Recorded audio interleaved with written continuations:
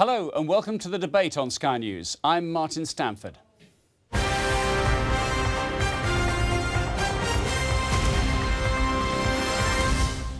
We're looking through some of the major news stories of the week. America, with a coalition of 5 Arab countries, launches airstrikes in Syria to target Islamic extremists.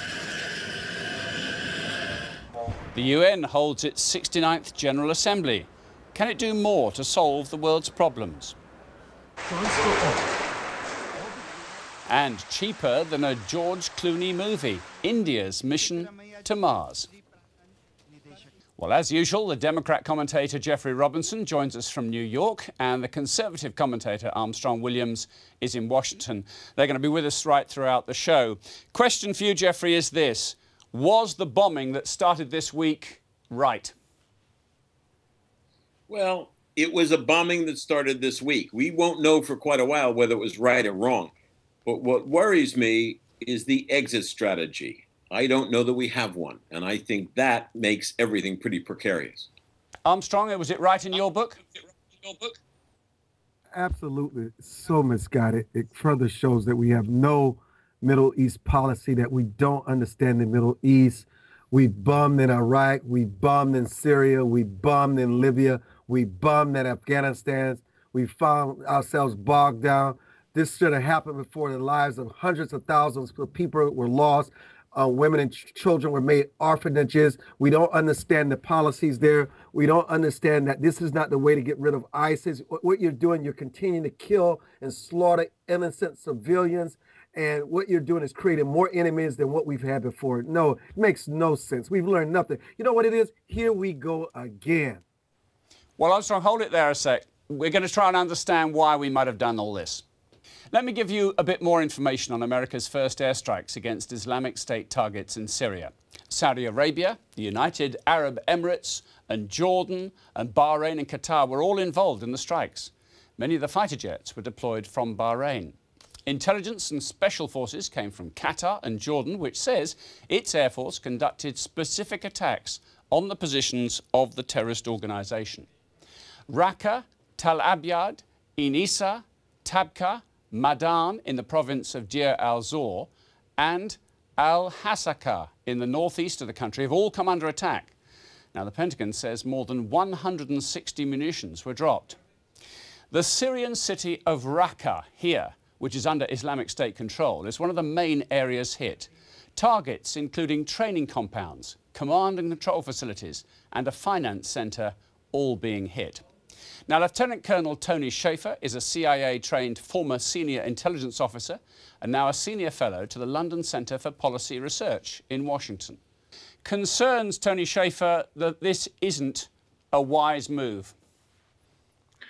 It's wise and unwise, and let me say why I say that. First, there were imminent threats that I think had to be dealt with. The Khorasan group was a legitimate threat from everything I'm hearing.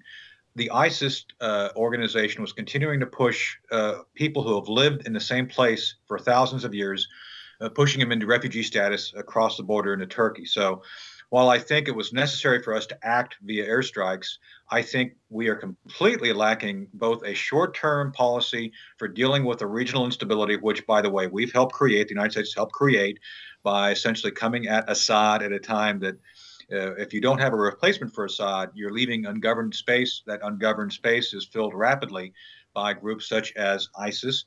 And secondly, we don't have a long-term understanding or strategy of what to do about the overall Middle East. That includes everything from Algeria to Libya to Egypt and all that. So there are some real issues that have to be sorted still. Well, I'll bring the other guys in just a moment, but Tony Shaffer, that's the worry here, isn't it? I mean, there's talk of exit strategy, there's talk of wisdom of how do you finish what you started. What's your take? Well, we don't have it. I always say begin with the end in mind. What exactly do you want to try to achieve? You may not get there, but at least you have an understanding of how you're going to approach it. And the other issue, which we have not really addressed in any substantial way, is Hezbollah and the Iranians, because right now there's great concern by certain folks in the Middle East that we may be, while partnering with the Iranians in some way, that will actually prop up Assad. Assad is being one of the allies of the Iranians, as well as the fact that we could destabilize things further by the fact you have this Sunni-Shia conflict, which now we're stepping in the middle of. So again, unless we really have an understanding of what we're trying to achieve, the simply blooding the nose of ISIS as we've done the last couple of days is not a sufficient answer. And frankly, the whole thing could rapidly go out of control if we don't have an understanding of what we're trying to achieve. Jeffrey Robinson, that has to be a worry, doesn't it? That Obama started something he just doesn't know how to finish. Well, George Bush started something that none of us know how to finish. The point is, I agree with Colonel Schaefer, and I mean, I served in the military a long time ago as an officer in the Air Force, and one of the things that you learn in the military is always plan for a worst case scenario. And I just get the feeling, the hunch that nobody has sat down and said, what's the worst case and what do we do if it arrives? I just think we're flying blind here, and that's very worrying. Armstrong? Well, you know, there are two concerns. The United States cannot resolve the Sunni-Shia strife in Iraq. And the other problem is, and this is a key word, and I think the colonel touched on it, but he didn't go far enough. This is the key word. We don't have a reliable ally in Syria.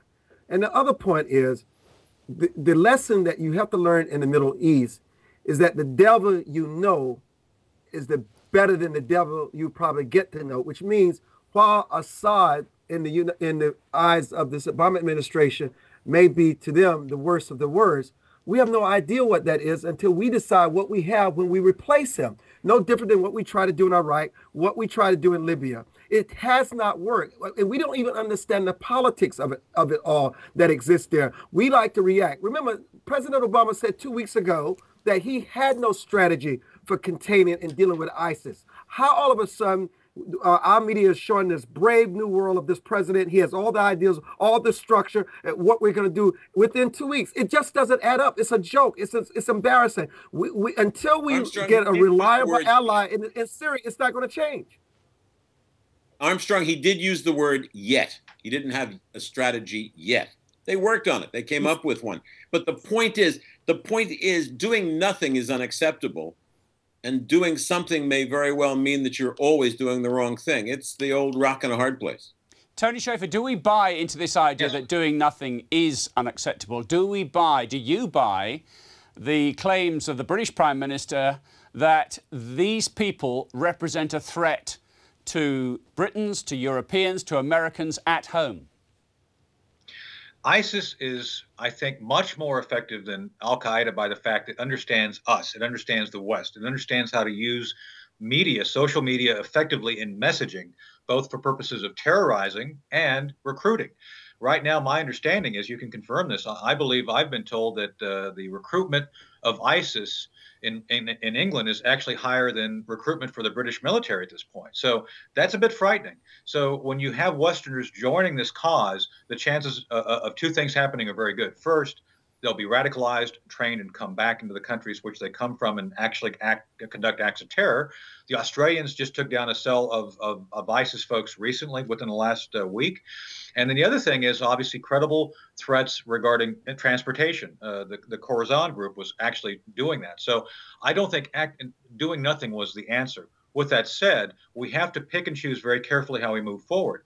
I do a lot of media regarding the Middle East. I do Al-Hura TV and some other outlets. And I talk to those folks who are from that region. And per the conversation, the devil you know in the case of Assad is much better than the one you don't know. And I think most folks recognize that simply pushing Assad out without understanding who's going to fill that vacuum, what's going to fill that vacuum, is not the right answer. So Armstrong, doing nothing is not an option, right? You know, doing nothing is not an option. And also, while we discuss the fact that ISIS is really a bad group, just to have these terrorists just drive along in vehicles and just shoot innocent people out of the window of their car to make a statement, we're better than worse than anybody else. And then also, I don't think you can overlook the fact that Al-Qaeda has disassociated themselves from ISIS, and they talk about how terrible and how deadly and devastating this group is. And this is coming from Al-Qaeda, and you look at some of the practices they have in place. But then you also now you have this new group that is popping up. I think it's Khorasan that's popping up, and now they're saying this group could be worse than ISIS. So how we define bad to worse is still something for the eye of the person giving the definition. Jeffrey? Yeah, one of the things that Al-Qaeda did, and they were very clever about this, when we started destroying their control and command, they exported Al-Qaeda as a battle cry. And that's what it became. And any crazy anywhere in the world could do anything he wanted in the name of Al-Qaeda. And I think that's one of the things that ISIS is doing very well. They understand that you can export the slogan, you can export the battle cry. And I think that's what you found in Australia. I think that's what you're finding in a lot of places, that they are, as the Colonel said, very media savvy. Their one weakness may be money. Now, they rob banks, we know that, and they loot. But this idea of the oil connection with Turkey, that can be shut off, and it should be shut off. And their finances can be, you follow the money, and the finances can be seized where it is in the West and things like that. And that's something that I don't know is being done. But Tony Shaffer, when you turn to your the other contacts you have in the Middle East, do they want the West to do something, or do they actually say, just leave these people alone? OK, we know where they are. They're going to do occasional bad things, but it's containable. No, strangely enough, I think Qatar, who I think clandestinely helped fund the ISIS beginning, I don't think it was ISIS when they started, and Saudi Arabia. Not necessarily the governments of those countries, but families, the people who are close to the government, very rich, have helped finance all of this. So we've got to get to the root of the financing. We've got to change the way that's done. I've argued, as a matter of fact, we're having a conference call later today with members of Congress and the media. And Bud McFarlane, President Reagan's national security advisor, is joining us. We're going to be talking about the fact that we need to find a way forward where we don't be the ones, we the West do not be the ones going in with boots on the ground. One of our proposals, as we're putting forward, is let's help the Arabs organize into a NATO-type organization. Now, NATO arguably has been very effective in helping Europe modernize and stabilize. So the idea is to bring something like that for them to work themselves. We, the British, French, the Americans, we will help them. But this is really on them to resolve. And I think right now, in many ways, there's a developing have and have-nots more than Sunni Shia. You have those who have resources, who are in the governance, which are essentially the devils we know. And using the South Korean example, I think you can moderate and push these governance towards democracy. I don't think you can have it all at once. So I think this is the better format, and helping them organize to have their own military and civil military organization, rather than us every 10 years putting together a coalition to go in and do the military operations, which we're now contemplating for Iraq and Syria. Jeffrey's nodding, Armstrong. Do you agree with him? Absolutely. Do I agree with him? Absolutely, 100%. The future of that region is the Middle Easterners taking care of themselves. Armstrong. I think what is a little baffling to me, I mean, you think about the countries that have joined with the United States in this airstrike, and those who seem to embrace what we're doing, which we're saying is different now. Some of these countries, I mean, fully embrace and espouse and support the ideology of ISIS and Hamas and Al-Qaeda, and Qatar and Saudi Arabia among the leaders of them. And primarily, to me, this is window dressing. I mean, they may give material support, but it's a double game. They on the one hand, Qatar may do something that support us and the allies, and the other side, they're absolutely against us, and they're doing more of the latter. This is generally a problem, because the very people that we're now calling allies are the reasons why these groups that we're fighting are so well funded, and they have these blind allegiances, and their loyalties are certainly not to us. It is only if their self-interest is threatened. So how do we get in bed, and how do we negotiate with them? OK, rhetorical questions, I think, for the moment. Armstrong, Jeffrey, and Tony Shaffer, thank you all very much.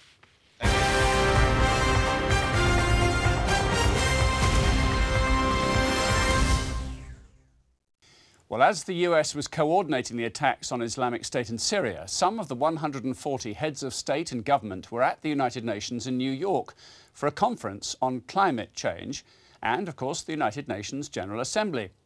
Yes, it's a great forum for leaders, foreign ministers and ambassadors of 193 countries to be heard.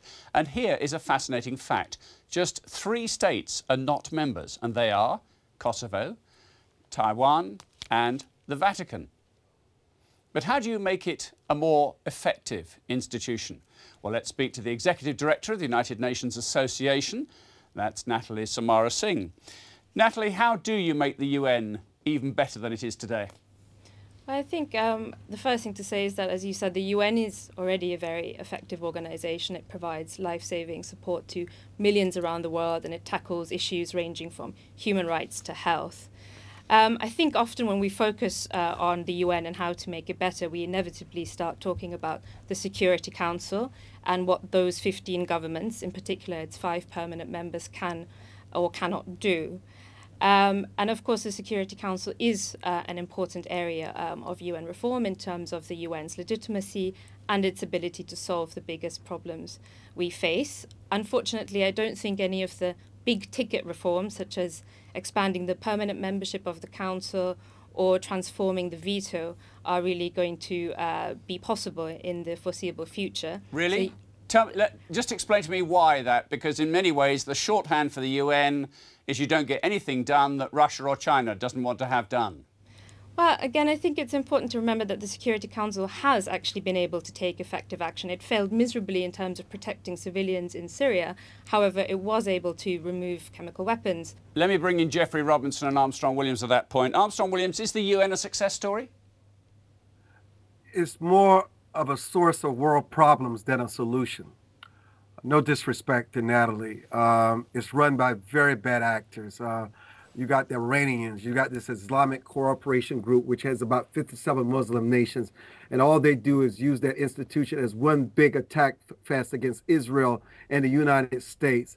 They've lost their purpose, they've lost their guidelines. They're bringing in all these different actors from Africa and other places. They have their own interests. They feel America's had too much influence. They're trying to diminish that influence. They think we support Israel so too much.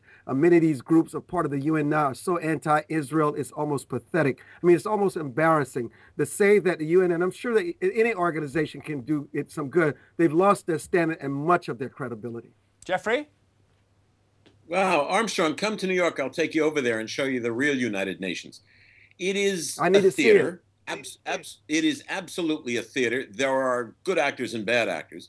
It does some wonderful work. I mean, UNICEF is a terrific organization, and it gets bogged down in politics and bureaucracy. That's absolutely true. But I always look at the UN kind of like my grandma's minestrone soup when I had a cold as a kid.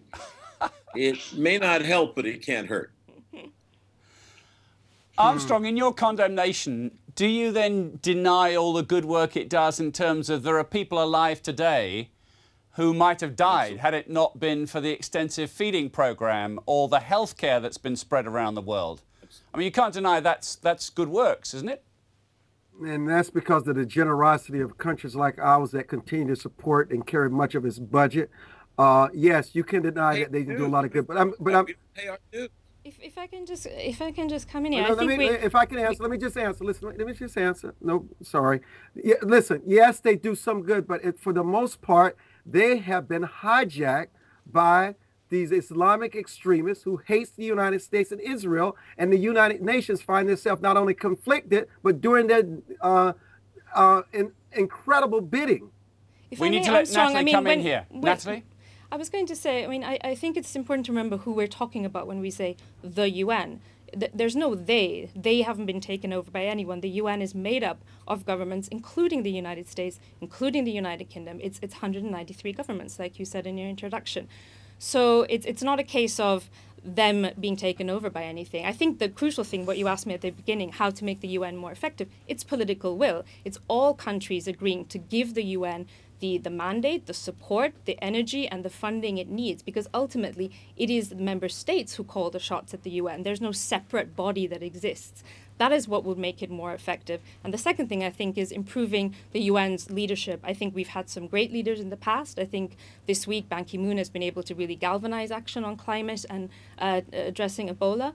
But ultimately, I think we've been fortunate to have good leaders at the UN. One thing that's really appalling and out of date at the UN is the process for selecting its leader. There's no job description, there's no timetable, there's no vetting of candidates, there's no opportunities for public hearings. So I think if you were to ask me what is the single most thing that could make the UN effective, firstly, political will by states, and secondly, a better process to select a leader who will be skilled enough and have a strong enough mandate. Jeffrey, would you agree with those two moves?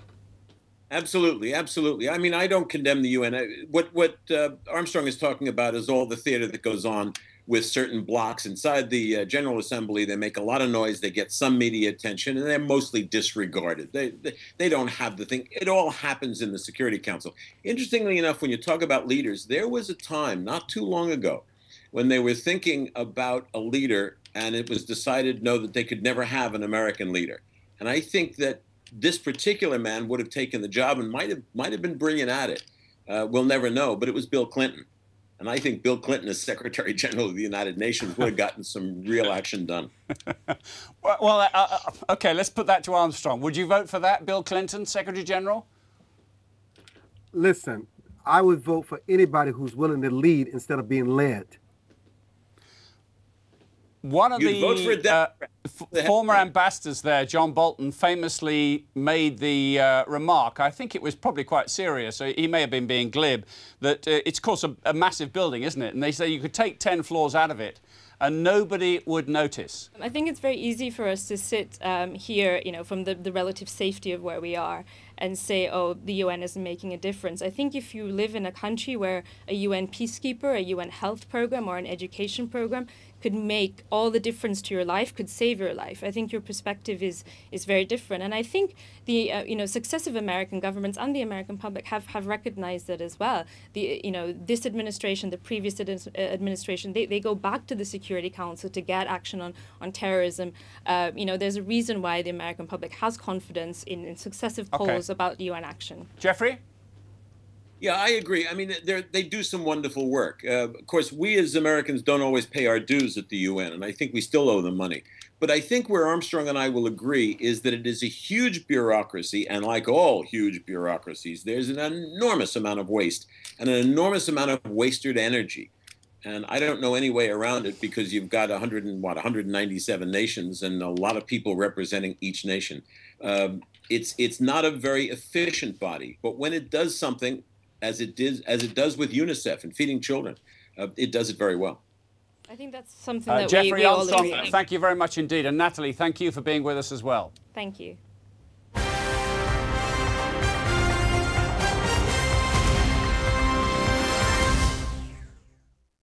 Now, India has successfully put its first satellite into orbit around Mars. The Mars Orbiter mission sees India join the US, the European Space Agency and the former Soviet Union in the elite club of deep space explorers, and all at a bargain basement price. India's orbiter mission cost around $70 million. That's less than the George Clooney movie Gravity, which came in at $100 million. Sky's Joe Tidy reports. Making it to Mars is a huge achievement for any space agency. And by putting a probe into orbit, the Indians have become part of an elite group of explorers. Not only that, they've also created the world's first no-frills, low-cost space agency. History has been created today. We have dared to reach out into the unknown and have achieved the near impossible. In its closest orbit, Mars is almost 35 million miles away, but the Mangalyaan probe travelled more than 420 million miles to align with the red planet. It took 300 days but cost just £45 million. Compare that to NASA's latest mission to put a probe in orbit, which cost £409 million. Some have criticised the money that the Indian government spends on its space programme, when so many of its 1.2 billion people are poor. But Delhi argues that success in space will boost India's space industry and make money in the long run. Well, now, while you're still here, Natalie, what about a space programme sponsored by the United Nations? Was that something they could take on? Well, I would absolutely love to see a UN Blue branded space fleet, but I'm not sure it would be in my list of priorities for the UN to tackle. There is a UN Office for Outer Space Affairs.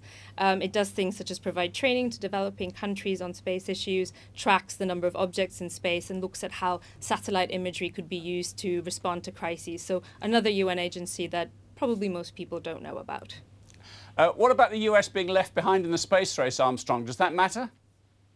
It does matter. We should be much more active in space, and we should not concede any ground. What India is doing is very impressive, less expensive, and is actually pressing forward with a space program, not only for India, but the Chinese, the Japanese, its military, as well as civilians. And so we at this moment can't get into space without the Russians' help, especially for man's purposes. And so it's a serious problem. And against this backdrop, what it does, it demonstrates an intense interest in dominating space as a military domain. And the United States, I know we've cut our space program, but I think we need to reconsider this. I think America has no idea the price it will pay in the long run. Jeffrey, do you think we should be worried? Yeah, well, I agree there with Armstrong. And the United Nations, by the way, also does wonderful work with space law and trying to establish space law. But the Indian program, you have to understand what they're really doing.